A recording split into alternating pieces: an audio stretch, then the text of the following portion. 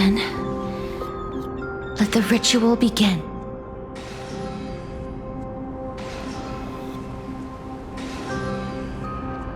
And now, the objective is complete. That is all.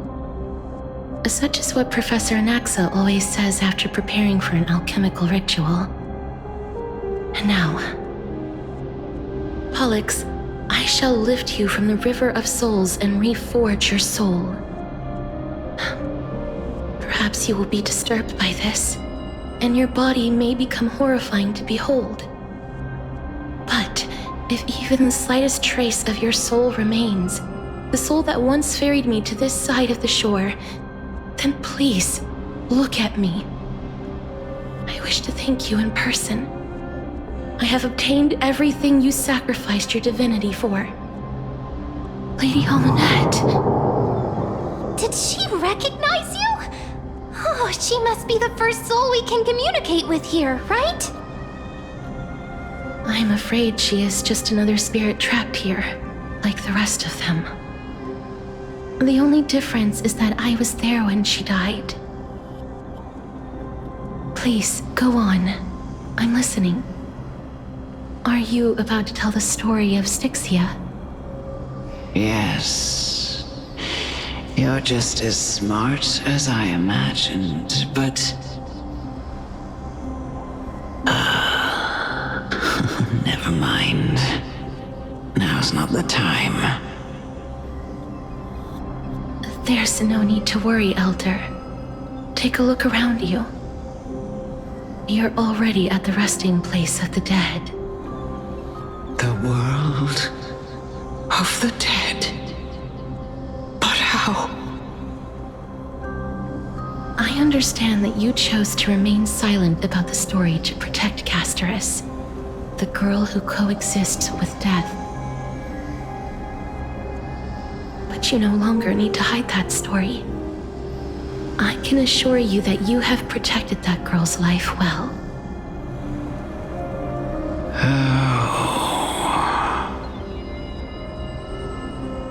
Well, in that case, let me begin.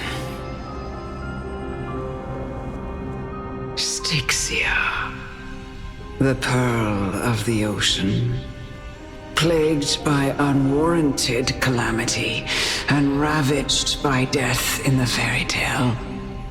It was the first city-state to shift their faith towards death, even before Idonia did. From where you stand now, I suppose that's a bit hard to believe. Right? Indeed. I cannot imagine that those from the era Chrysia, blessed with eternal life, could ever yearn for death. I have pondered the same question, child. But I am afraid there is no clear answer to it. Journeys and epics are only glorious and magnificent because all things eventually fade to dust. That's how someone once explained to me why death is necessary to the world. But I still can't take that as the final answer. Would a world without journeys and epics be worse off? I take it the one who spoke this line was a general, or perhaps a warrior. I, however, did find some inspiration in these words. Would you like to hear my thoughts, Castorus? Please enlighten me, Lady Almanette. Though I have already made up my mind on how to handle the authority and core flame of death. Your words might truly guide me toward the path forward.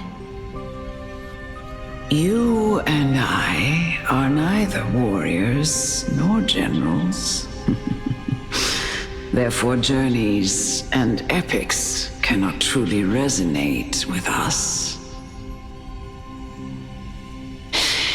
But what if I reframe it like this? What if love is not a trait bestowed upon mortals by Nestia, but a blessing from death? Love.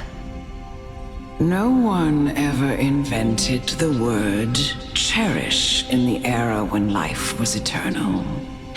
For all the good things in the world can be revisited endlessly, and every bond formed carried no risk of being severed. The so-called Era Chrysia was an age devoid of both virtue and sin. People did not truly live. They simply existed, going through the motions without passion or purpose, then waiting for something to happen.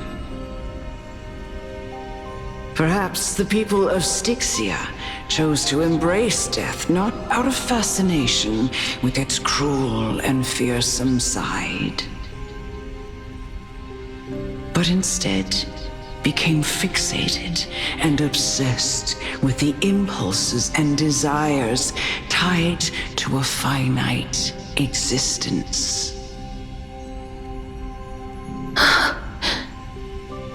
Therefore, death is not a thing of fear and desperation, but...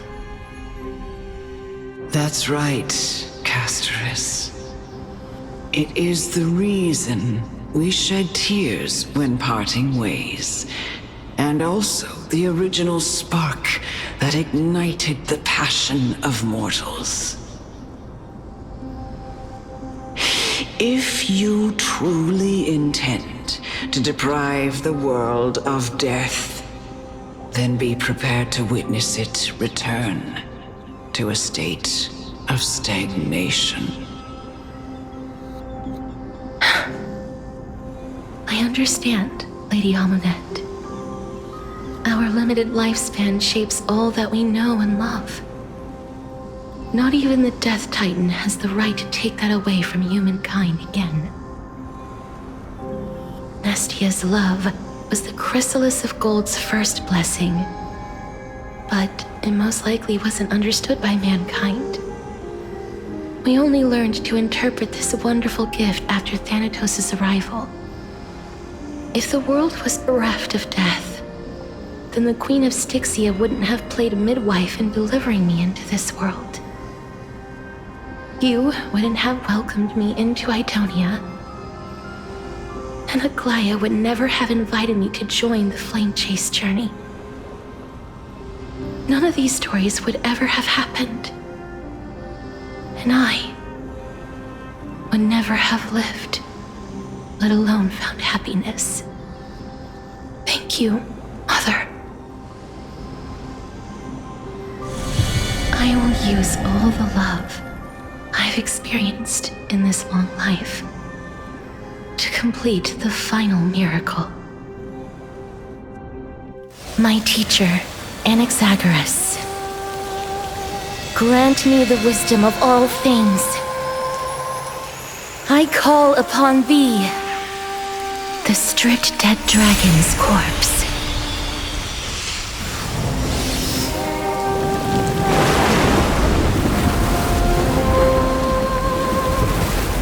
Rises from the earth, falls from the sky. As above, so below. This is the greatest power of all powers, unstoppable in this world.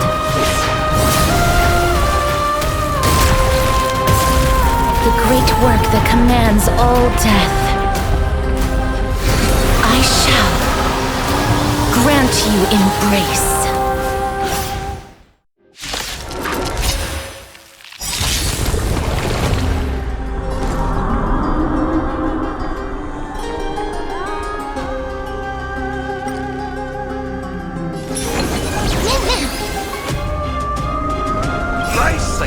friends?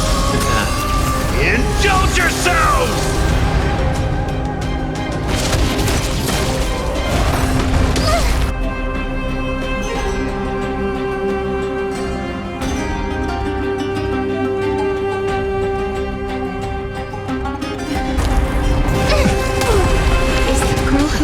Saved my life.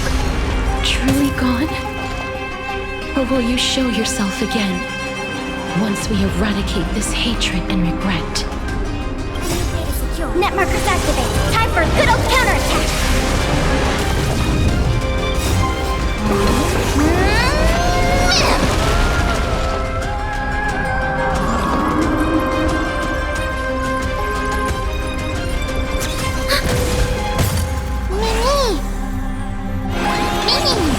Life is not so fragile. Root here. And I know you're anxious. Shh. Don't be afraid.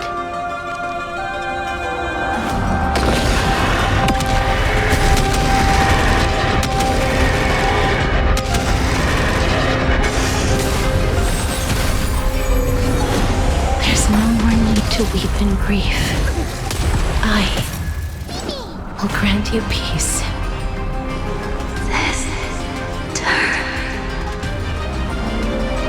Yes, it's me. I'm back.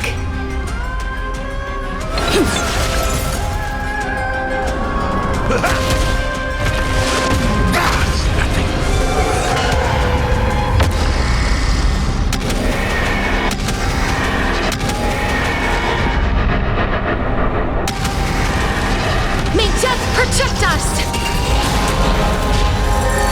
Be careful. They may be moving by instinct, but there is fury welling up within them.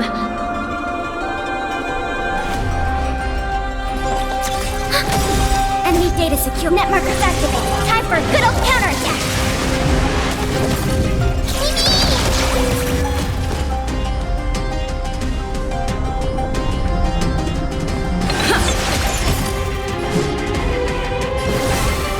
As you wish. Enemy targets detected. Many.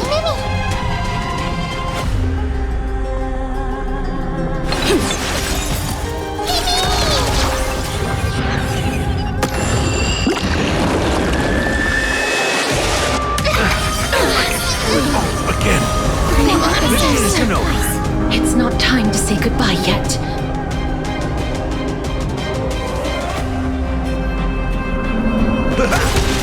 Nice like a good brew. Full-bodied and sweet. My friends? Indulge yourselves!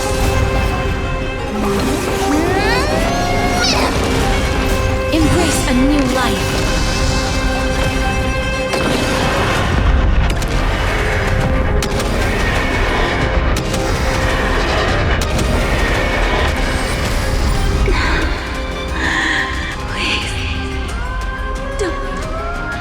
Turn back to the Nether Realm.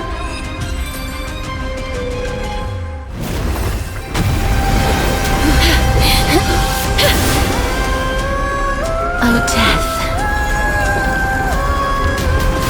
Sleep in peace.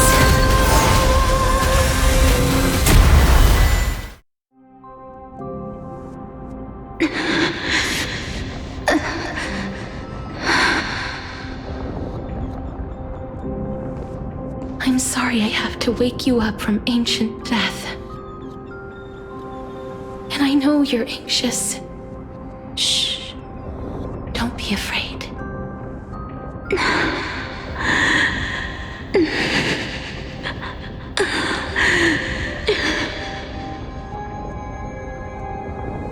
Do you remember me?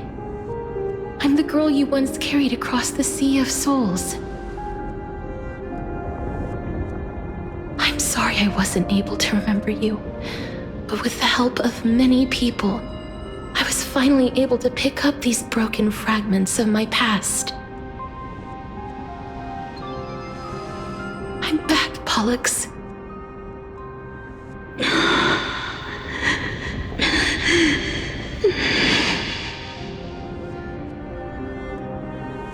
I know this might not be what you wanted.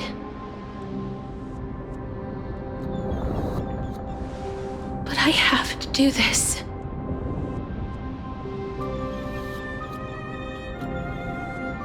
So please, carry me across the Sea of Souls again and return me to the Netherrealm, just like you did in the past. Please take me to where the core flame of death rests.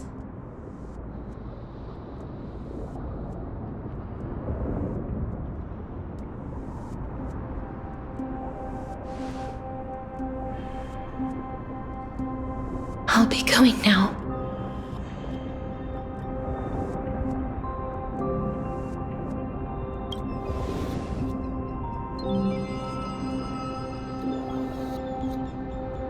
They may look scary, but as long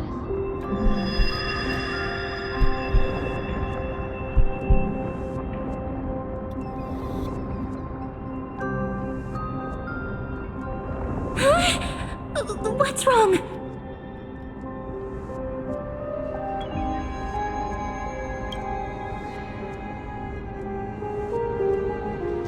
Are you... What's wrong with her? Her time is almost up. If I don't go now, I'm afraid her soul will return to Thanatos' embrace before me. What? Oh no! Is there anything we can do? Don't worry. I promised I would ask Thanatos for the Trailblazers' right to roam the Earth again. Mem, stay here and keep a close watch until I return, all right? All right. I'm the best at taking care of others. Go on, Cass. Make sure not to leave yourself with any regrets.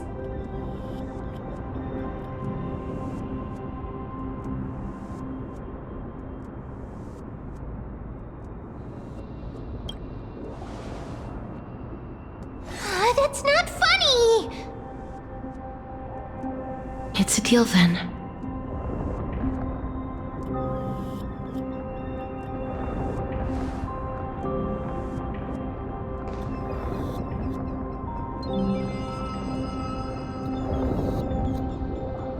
Please.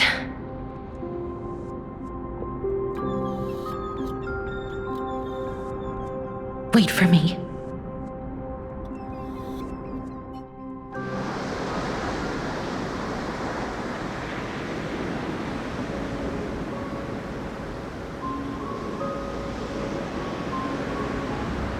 After all that, you still ended up back here.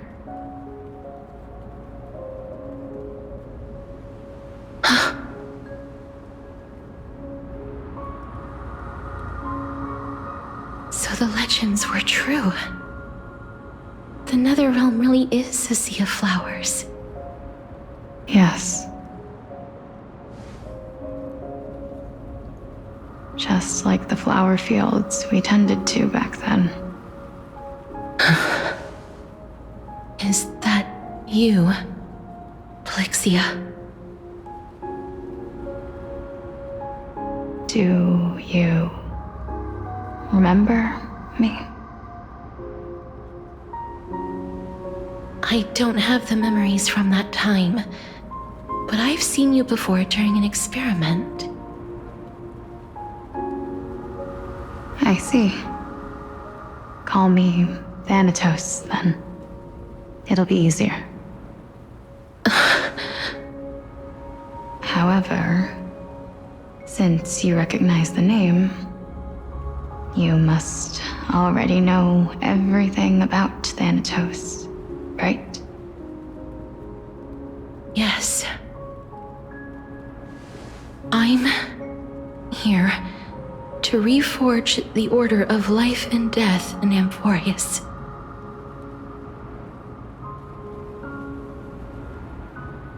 You know, My sister was a sympathetic, but rather sensitive person. Whenever she didn't want to say what was on her mind, she would avoid eye contact and look off into the distance. Just like what you are doing now. Can you tell me about the last Era Nova? What did you do, Polixia?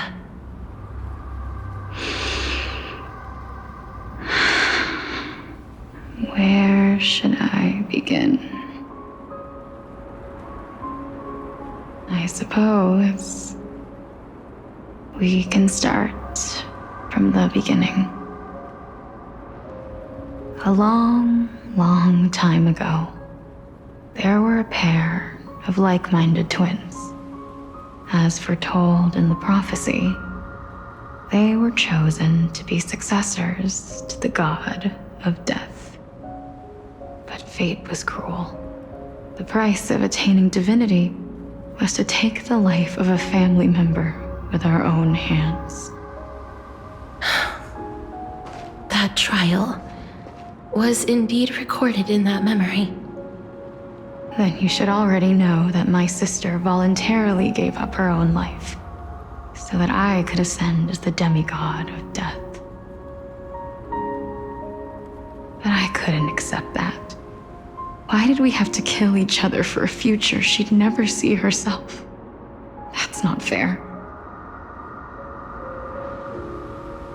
So, while weaving the laws of the new world, I shattered the forbidden bottom line for life and death. I reshaped my sister's soul and took the form of the great dragon Pollux to carry her up the River of Souls and back into the mortal realm. But our fates were already decided and manifested in unexpected ways in response to my futile actions. Aging is an unbreakable law of nature laid upon humankind, created at the same time as death. When the living die, their souls will meet Thanatos, who would determine where every soul goes. If the Reaper raises their left hand, the soul is granted death and allowed to enter the Netherrealm to await reincarnation. If they raise their right hand, the soul is rejected by the Netherrealm and returned to the mortal realm to continue walking the earth. That's why the Hand of Shadow can only lay down judgment and not embrace another being. Yes. Death was originally a pair of hands, but they were split in twain when we reached the mortal realm, never to touch each other ever again. The half of Thanatos that represents life, the undying human who grants death, that was the curse I forced upon you. Then, what about you? As the half of Thanatos representing death, I shoulder the fate of defying death. I died the moment I entered the world of the living. From then on, my Titan also no longer existed in this world. The cycle of life and death stopped. Souls were denied their audience with death and were left stranded within an ever-rising river of the dead. What irony. My selfish desire to save your life gave you and the world a fate far worse than death instead. Then, what was left of my reason was left behind in the Netherrealm, where I've been taking care of these flowers day after day, until there is now a sea of them, all while mulling over the subject of life, death, parting, and enduring in endless loneliness.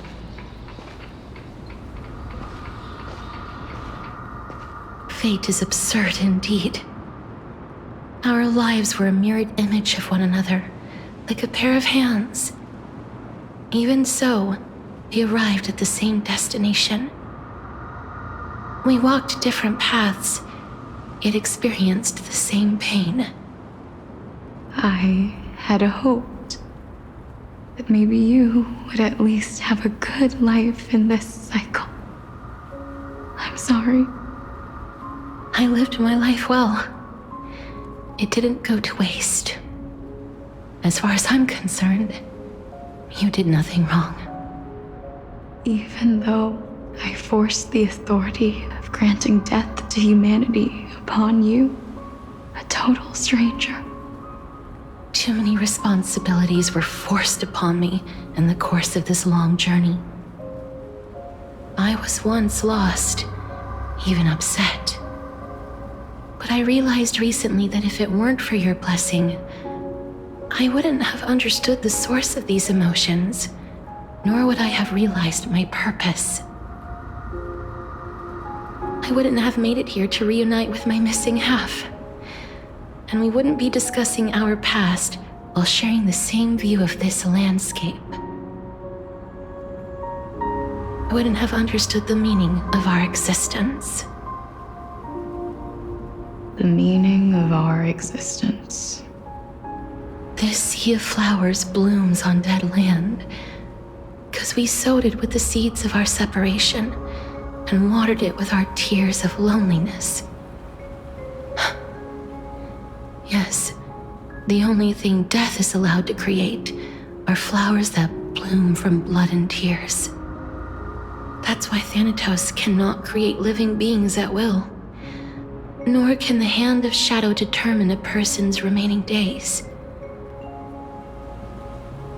Because the life and death of mortals should never be dictated by another's will. Are you saying there's no point in Thanatos' existence? No. No single being can bear the scales of life and death on their own, not even a god. Life and death weigh equally heavy. We both know that now, don't we? You, too, must have had a difficult life. We've taken quite the ridiculous journey together, haven't we? I had a feeling, even back then, that we would meet again one day. Not to embrace one another after a long separation, but to come in search of retribution. Tell me the answer that's already been written, and let us draw this seemingly endless fate to a close. It's been far too long. I've waited here for centuries, watching day after day as desperate spirits are denied by this lonely wasteland. I always hoped I would see you among them, but I was also afraid of seeing you. I didn't know how I could possibly face you again, but more than anything, I was afraid that you might have forgotten all about me. I know. But don't you see, Polixia? I made it back anyway. You don't have to shoulder death's authority on your own anymore. It was always meant to be held in two hands anyway. So, let's give our core flame to her and have her take it back to the mortal realm. Give humanity back their cycle of life and death. Our responsibility as Thanatos was never about picking out favorite souls. We were only meant to watch over life. Let's tend the field together and create a warm sea of flowers for all the souls to come.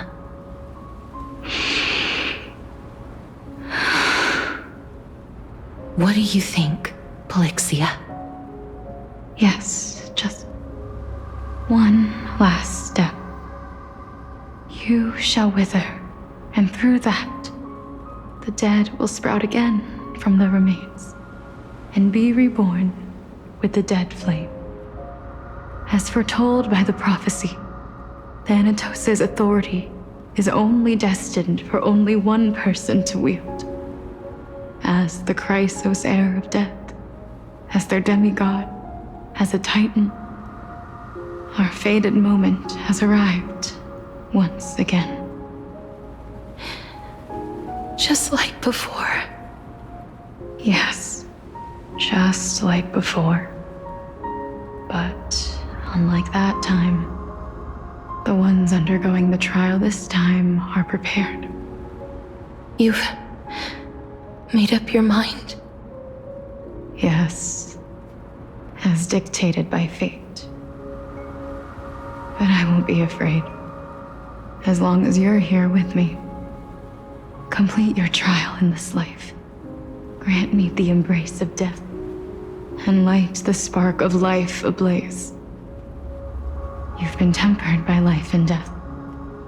I know you'll be able to give this wasteland its first breath of life. Like a raven butterfly, flying swiftly into the netherrealm, perching on the twig of death.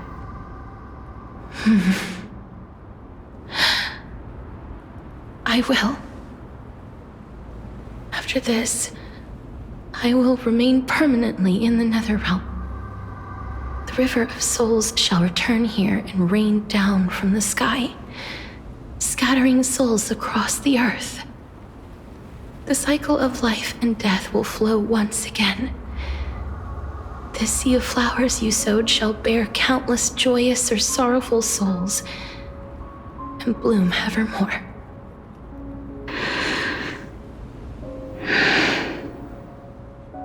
Thank you. Just one last thing. Can you grant me one wish? Of course. What is it? Please, don't forget me. I promise you, when we meet in the next world, even if I have endured another reincarnation, even if we do not know each other's names, I will still hold you tightly in my arms, just like what I did when we were born. Casterus.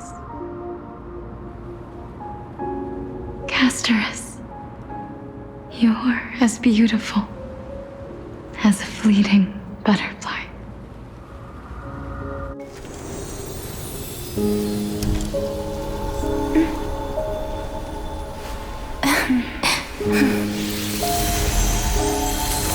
I will bring rest to death. And from now on, stagnant life will once again flow.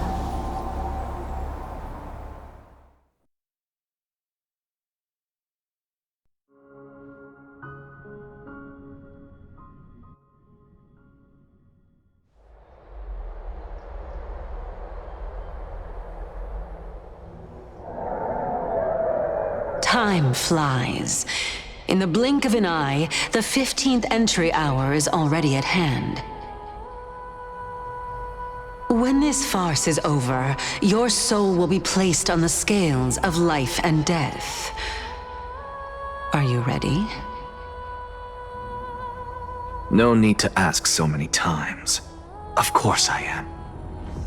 Then why do you drag your feet? Is your fear of crowds holding you back again? I simply find them too noisy. Paying attention to conceited fools like them would be an utter waste of my time. Such harsh words. As I see it, you are no less arrogant than they are. I couldn't agree more. Oh. I did not expect to hear that from you. Are you not going to refute me? I know myself better than you think I do. At the very least, better than a stowaway like you. And they say men whose ends are nigh have but kind words.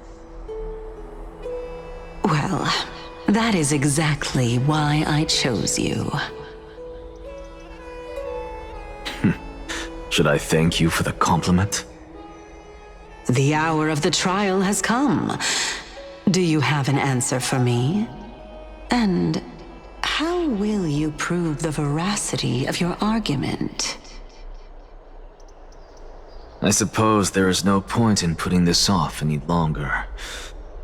Do you recall where we stopped the last time? You were saying that Amphoreus' history is cyclical.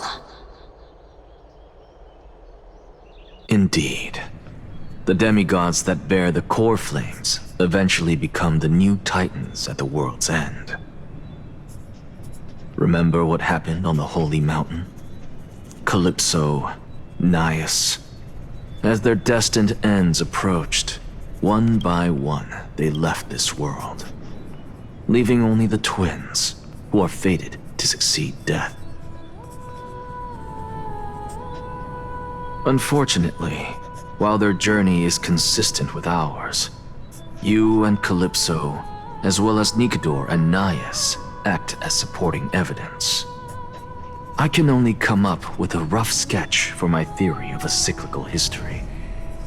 For all the pains I took to reach this point, I had already lost hope of ever obtaining definitive proof. After all, the past is in the past. Proving that we are the legacies of heroes of the past is a hopeless endeavor. That is, until I met a girl named Polixia and her sister. If Castorus was truly sent from the past to the present for the Titan's self-serving reasons, then having lived through 2 cycles, and with Styxia as the pivot, she will no doubt be the link to connect all of this together. If the Twins of Death can bridge 2 cycles to reunite at the shores of the Sea of Souls, then my hypothesis will no longer be just a hypothesis. And you too will get the answer to your question. Well, that is all well and good, but how can you be so sure? If there is even the slightest error in your hypothesis, the girl will be shattered. It matters not. The most important quality a scholar must possess is foolhardiness. If you are overly cautious, then you'll never have the gumption to make the first step, and change will never come. Besides, I, Anaxagoras, am destined to overturn this farcical world. Come, let us go and teach those pathetic worms one final lesson.